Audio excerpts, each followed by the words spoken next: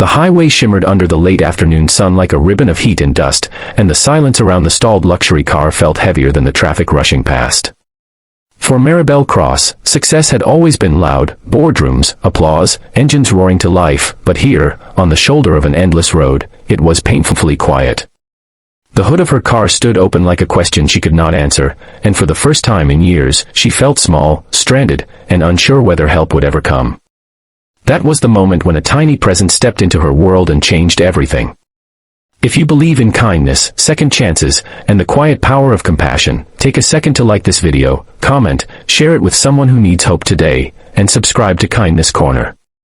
Also tell us in the comments where you are watching from. It truly means a lot to our community. Maribel had built an empire by refusing to slow down. She was known across the city as the woman who turned failing companies into gold, who flew between continents without blinking, who trusted numbers more than people and engines more than promises. That afternoon, she had been driving herself, refusing a driver so she could feel the road and clear her head after a bruising meeting. The car had been flawless until it wasn't. A shudder, a warning light, a smell of hot metal, and then the humiliating glide to a stop on the shoulder, her phone battery blinking its last %. As cars rushed by, she weighed the cost of waiting against the unfamiliar discomfort of asking a stranger for help. The sun dipped lower, painting the hills in amber and casting long shadows that made the guardrail look like a boundary she could not cross. Maribel sat beside the front wheel, shoes set neatly aside, jacket folded with the same precision she used to arrange her life. She tried to think logically. Roadside assistance would come. Someone would stop. Everything had a solution. Yet the minutes stretched, and with them came memories she usually kept buried, a childhood of patched shoes, her mother's tired hands, the vow she made never to be helpless again. Being stranded was not just inconvenient, it reopened an old fear she thought she had conquered. That was when she noticed them, a man and a small girl walking along the shoulder at a careful distance from the road. The man's posture carried the wear of honest labor, his hands rough, his shirt faded by many washes. The little girl moved with a seriousness beyond her years, pointing occasionally at passing cars as if studying the world. They slowed when they reached the open hood, not with curiosity, but with concern. The men paused, scanning the road, measuring risk the way people who live close to it learn to do. Maribel felt an instinctive urge to wave them on, to protect the thin wall between her life and theirs, but the girl stepped closer with an unafraid steadiness that startled her. The child was named Anaya, though Maribel would only learn that later. In that moment, she was simply a small figure in a simple dress, eyes bright with focus, arm raised to indicate the silent engine. There was no judgment in her gaze, no awe at the badge on the car, only the practical attention of someone who saw a problem and believed it could be fixed. The men hovered nearby, ready to pull her back if danger came too close, yet he allowed her that one step forward. Something in the air softened. The noise of the highway receded. Maribel found herself meeting the child's eyes, expecting pity or fear, and finding instead a calm certainty. The assurance the girl offered did not come as a boast or a miracle, but as a simple belief that help existed because people existed. The idea that her father could fix what was broken landed in Maribel's chest with unexpected weight. She had spent years believing that only money, influence, and control could solve problems. Here was a child who believed in hands, patience, and the willingness to try.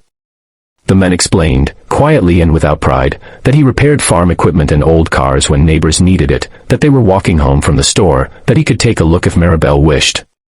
There was no sales pitch, no expectation. Just an offer. Trust did not come easily to Maribel, but something in the girl's steady pointing and the man's careful movements cut through her defenses. She nodded. The men examined the engine with the focus of someone who listened to machines the way others listen to people. He checked connections, traced lines, and wiped his hands on a cloth worn thin by years of use. Anaya stood nearby, her small finger tracing the outline of the car's shape in the air, as if mapping a path back to motion. Time passed differently then, measured not in minutes but in breaths. When the man asked for a tool he did not have, Maribel felt a flicker of helplessness again, quickly followed by relief when he adapted, improvising with calm creativity. The engine did not roar to life right away. There were moments when it seemed impossible, when the sun slid closer to the horizon and the road grew colder. Maribel watched, aware of the strange intimacy of the scene, a woman accustomed to command sitting on asphalt, a man working without expectation, a child believing without doubt. In that fragile triangle, something shifted inside her. She thought of the people she had overlooked, the hands she had never shaken, the voices she had tuned out because they did not speak her language of profit and speed. When the engine finally caught, it did not announce itself with drama. It hummed, tentative and alive, like a promise whispered rather than shouted. Relief washed over Maribel, followed by gratitude so sharp it surprised her. She reached for her wallet, instinct guiding her toward compensation, but the man gently refused with a shake of his head that carried dignity, not pride. He accepted instead a bottle of water and a heartfelt thank you, and Anaya accepted a smile that mirrored her own belief that the world could be kind if you let it. They parted as simply as they had met. The man and the girl continued down the shoulder, their figures growing smaller against the glowing hills. Maribel sat for a moment longer, hands on the steering wheel, breathing in the quiet. She did not drive away immediately. She watched until they disappeared, carrying with them a lesson she could not ignore. If this story is touching your heart, if it reminds you of the goodness that still exists in unexpected places, please take a moment to like the video, share it with someone who needs encouragement, and stay connected with Kindness Corner. In the weeks that followed, Maribel could not shake the image of a small hand pointing toward a problem with confidence instead of fear. She began to slow down, to listen, to ask questions without calculating the return. She funded a roadside assistance program that hired local mechanics, people who knew the roads and the communities along them. She visited the farms outside the city, not for publicity, but to learn names and stories. When she finally found Anaya and her father again, it was not with fanfare, but with a quiet thank you and an offer of support that respected their independence. Before we reach the end, leave a comment sharing one moment when a stranger's kindness changed your day. Your story might inspire someone else. On another golden afternoon, Maribel drove that same highway, the engine steady, the road familiar yet transformed. She no longer saw it as a stretch to conquer, but as a place where lives crossed and meaning could be found in a simple gesture. Somewhere ahead, a child would point toward a problem and believe in a solution, and because of that belief, a woman learned that wealth was not the absence of need, but the presence of care.